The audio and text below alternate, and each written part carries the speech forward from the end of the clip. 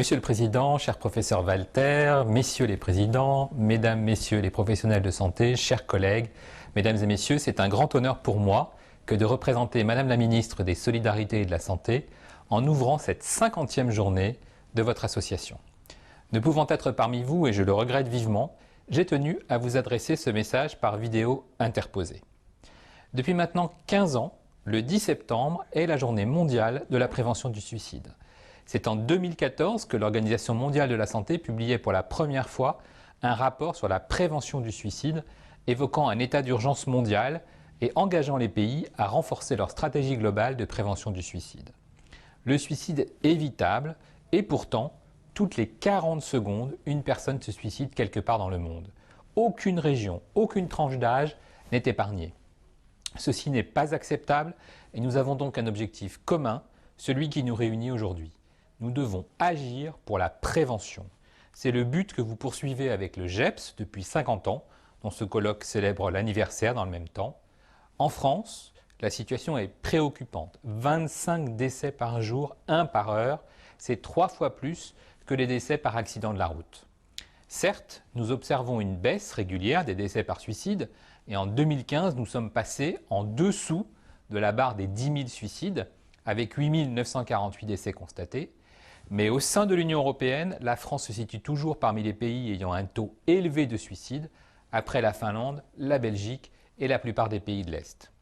Nous savons enfin qu'à chaque suicide, 26 personnes sont impactées et 7 endeuillées. Plus encore, le nombre de tentatives de suicide est alarmant, avec 100 000 hospitalisations par an et 200 000 passages aux urgences en métropole. Cette réalité, vous la connaissez bien et je sais et salue votre mobilisation sans faille dans ce combat. Agir significativement sur la mortalité est possible en axant plus fermement la politique de santé sur la prévention. C'est pour cette raison que le gouvernement a amorcé le virage de la prévention et la promotion de la santé tout au long de la vie et dans tous les milieux est une ambition forte portée par le président de la République. La prévention est ainsi le premier pilier de la stratégie nationale de santé définie pour la période 2018-2022, déclinée à travers le plan Priorité Prévention, présenté par le Premier ministre le 26 mars dernier en Conseil interministériel pour la santé. Notre ministre, Mme Agnès Buzyn, a réaffirmé à de multiples reprises sa volonté de passer d'un système de santé qui réfléchit aujourd'hui plus en termes de silos, par spécialité, par pathologie, à une façon de penser plus globale sur les déterminants de santé en agissant sur les comportements et les environnements de vie et de travail. Nous savons en effet que la promotion des comportements favorables à la santé et l'éducation pour la santé peuvent réduire des facteurs de risque qui induisent des coûts sociaux considérables. Je ne citerai que quelques chiffres. 20,4 milliards d'euros pour l'obésité, 15 milliards d'euros pour l'alcool, 26,6 milliards d'euros pour le tabac. Et certains le savent peut-être moins, mais tout autant, la promotion de la santé mentale est elle aussi un levier majeur pour la santé de tous.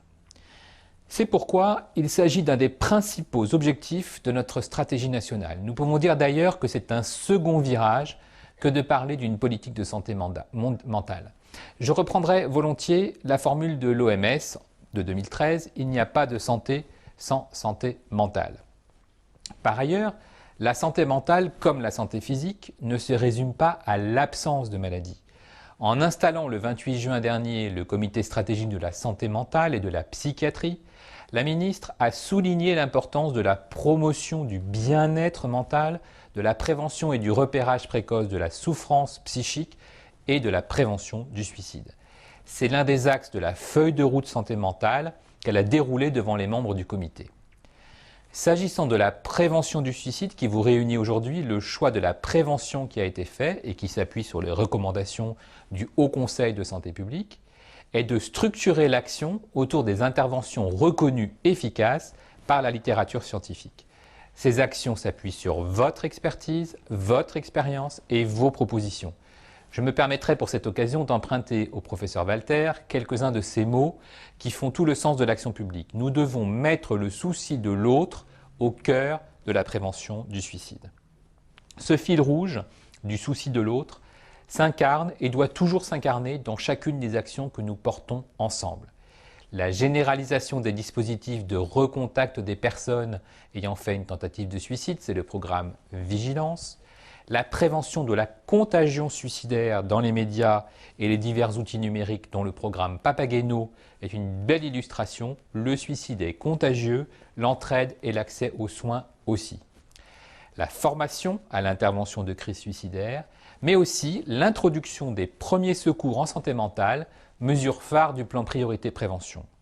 Ces actions, qui visent à diminuer la mortalité par suicide de façon significative sur l'ensemble de notre territoire, ont pour singularité d'inviter à une mise en place simultanée et coordonnée.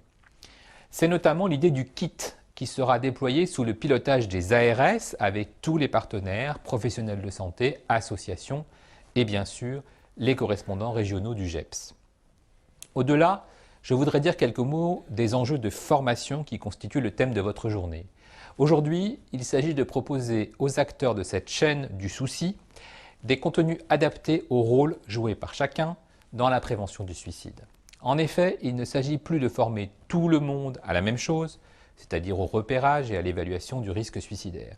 Cette étape a été indispensable, elle a permis la sensibilisation d'un ensemble de partenaires de champs très variés et la mise en place de partenariats locaux. Mais il faut maintenant être plus efficient. Ainsi, à partir de 2019, seront formés par le GEPS, pour la première fois en prévention du suicide, des sentinelles. Les sentinelles, ce sont précisément ces personnes qui ont une disposition spontanée au souci de l'autre, qui sont en capacité de repérer des comportements et propos inquiétants, puis d'orienter et d'accompagner vers des ressources.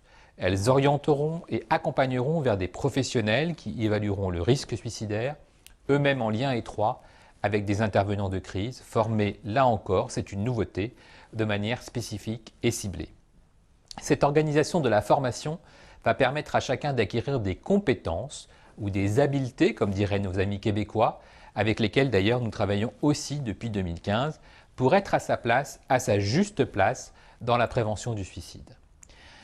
Les engagements que vous avez pris sur la qualité de la formation, avec notamment la charte des formateurs nationaux, y contribueront. Je veux saluer ici l'investissement personnel du professeur Walter dans la réalisation de ce travail.